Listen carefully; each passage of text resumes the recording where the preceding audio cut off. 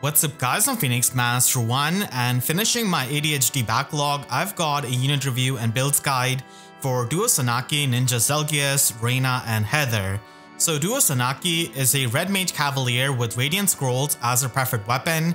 This is an 8-my dual phase brave weapon which does have the Fortress skill built in, so she can get the Canto remaining movement, which is really good because she wants to run other slot B skills like Occultist Strike and also Sabotage attack resistance. It also gives her minus and special cooldown, making Iceberg into a 2 cooldown special, and making specials like Glimmer and Ruptured Sky into 1 cooldown. Because of having the dual phase brave effect, she can be really effective in the player phase and even tank things in the enemy phase and kill things because she has got a lot of true damage and damage reduction piercing. So if she initiates combat or if she's within 2 spaces of an ally, then she can inflict -6 attack and resistance debuff on the foe.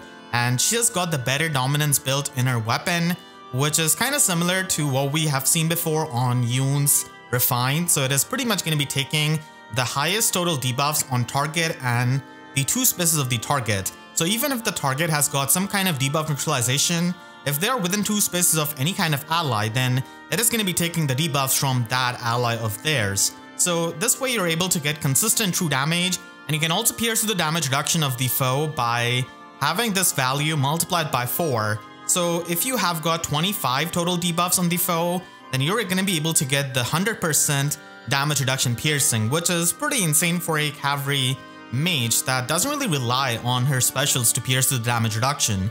So this is going to be making her as one of the best nukes in the entire game, and I am kind of late to making this video, so I do have the retrospective view now that Duo Sanaki has been a very meta influential unit where she has been a very common Aether Raids defense unit that a lot of teams use, from the low threat range teams to the high threat range teams like Cav lines and Flyer lines, and her being able to pierce through this damage reduction is really amazing.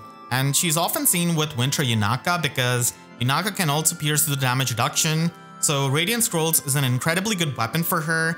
And then she also has Flared Mirror in her base kit, which is going to be enabling her to set up the flame terrain and also allows her to get that pre-combat damage. So this is a pretty good slotty skill, and because she's a duo unit on a ninja banner, she's got the standard duo skill where it allows her to basically get another action if she has already entered the combat. So it's kind of like a range Gale Force, and then it does have the dual effect built in for Arena, where she can score as a 205 BST unit.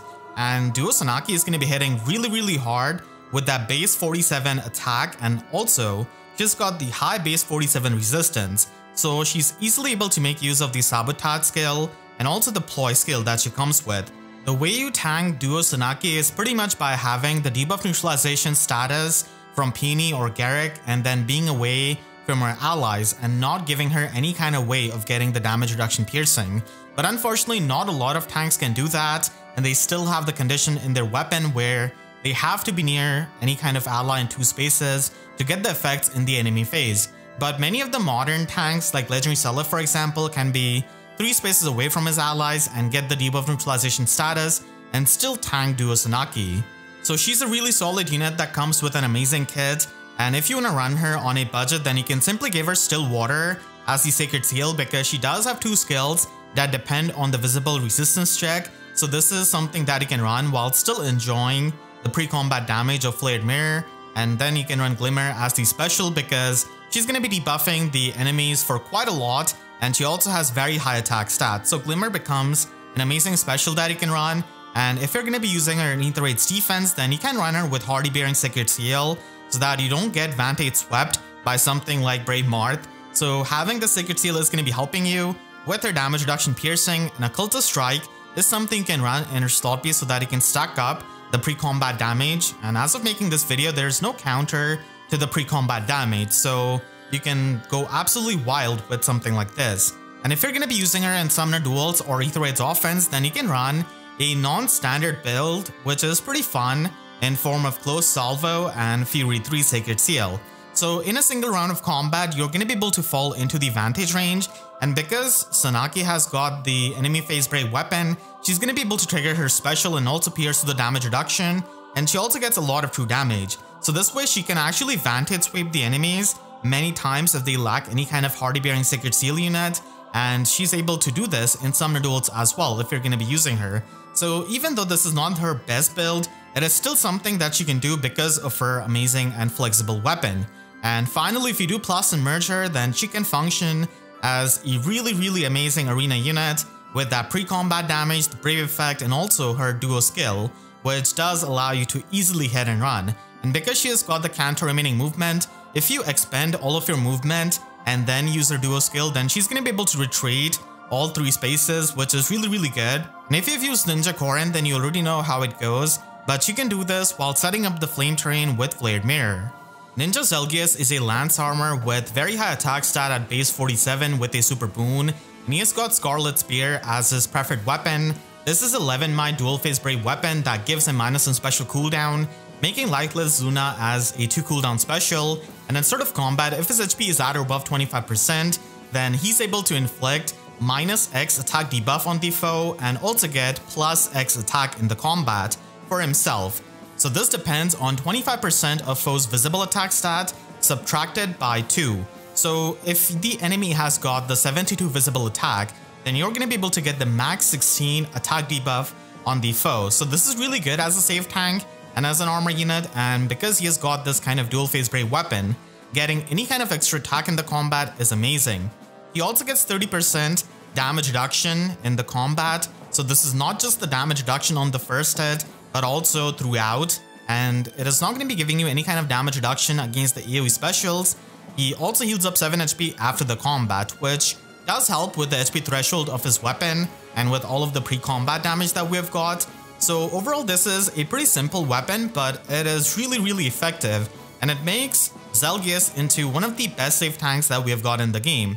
And a big part of the reason why he's so good is because of his special Lightless Luna. So this is basically a better Black Luna where you're going to be cutting the foe's defense and resistance by 80% when you trigger this special, but you're also able to get 40% damage reduction on foe's next attack if your special or foe's special is ready or triggers in the combat. So it's kind of like Armored Beacon and Armored Blaze, but it's both, where it can function for the melee matchups and also gives you the damage reduction for the ranged matchups. And having the unpierceable damage reduction like this is a big strength of his and why he's such an amazing safe tank. Despite the fact that we've got so many really good nukes, Zelgius has got really min-max stat line where he has got very high defense and also really good resistance. So he functions as an amazing bulky unit who can get the 30% damage reduction from his weapon, and that is completely pierceable, but still he has got this kind of 40% damage reduction, which is unpierceable, and he also does a lot of damage with his special. And because of having 201 BST, and now that we have got Distant Counter Melee Sacred Seal, he's easily going to be one of the highest scoring units along with Brave Korin and also Winter Edelgard when it comes to arena scoring. So overall, he's a really solid unit for near saving and also for far saving. Far saving is a bit of a tough job with all of the ranged nukes that we've got, but still, he does it better than a lot of the units. And he does come with a kit that doesn't have save skill. You can still use him as an Omni tank by running his base kit and running swap, but ultimately he's an armor unit, so he can function as a save tank, and near save is something that you can run on him along with attack defense unity. And if you get debuffed, then you're able to have extra attack and extra defense. And Special Fighter 4 is still useful on a build like this, but you can definitely try and run Special Spiral 4 on him because it provides you with the damage reduction piercing, which is really important nowadays for many of the tanks, especially for a far safe tank, because you're going to be facing a lot of nukes with insane amounts of damage reduction.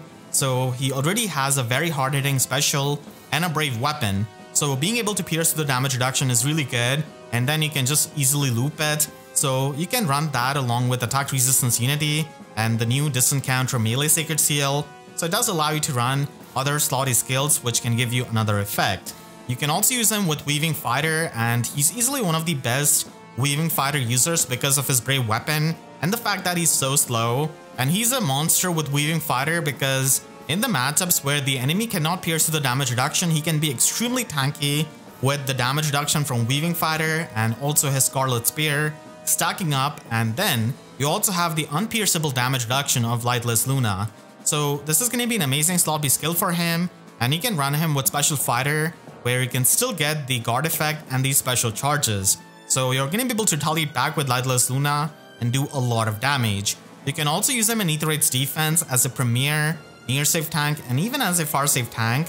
But a lot of times you can use him as a near safe tank and run close defense 4 so that he can ignore any kind of visible attack buff of the enemy and pierce through the damage reduction with Special Spiral 4. And because we're going to be using him in Aether Raids defense, and it's not going to be all that easy to pre-charge a special, you can definitely run Special Fighter 4, which also gives you the guard effect. So this is going to be the near safe build that you can use on him, and he can be really bulky with his weapon and his natural bulk.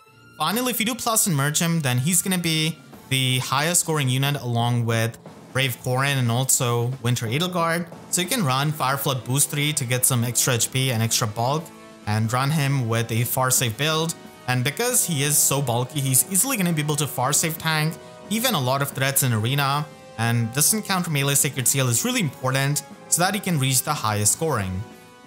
Ninja Reina was the 4-star focus unit as a green bow flyer, and she does come with Kumoyumi Plus as the player phase brave weapon, which allows you to warp to any kind of ally in 2 spaces. So it has got the aerobatics effect built in, and it also provides you with +4 to all of these stats in the combat.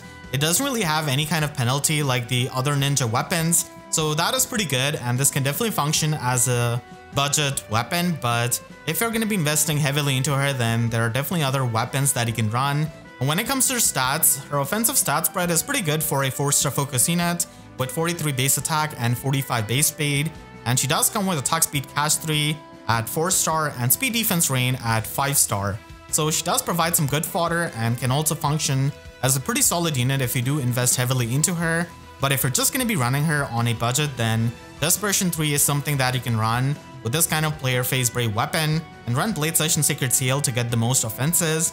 And if you're going to be using her with more merges and investment, then Golden Yule Bow Plus can be an option so that you can instantly trigger Deadeye in the player phase, and you can also run attack speed catch 4 from the Divine Codes, where we have got a lot of units who can provide you with that. And you can also run speed defense Fortress so that you can get the counter remaining movement. And finally, at max investment, I do think that having Dark Bow is going to be really helpful so that you can get the Desperation effect out of it and then just run the pre-combat damage with Flared Sparrow and Assassin Strike. And because she's a flyer, you can of course use Guidance 4 and Soaring Guidance, and the Attack with Echo skill can still provide you with the teleportation at this kind of high investment with Arcane Dark Bow.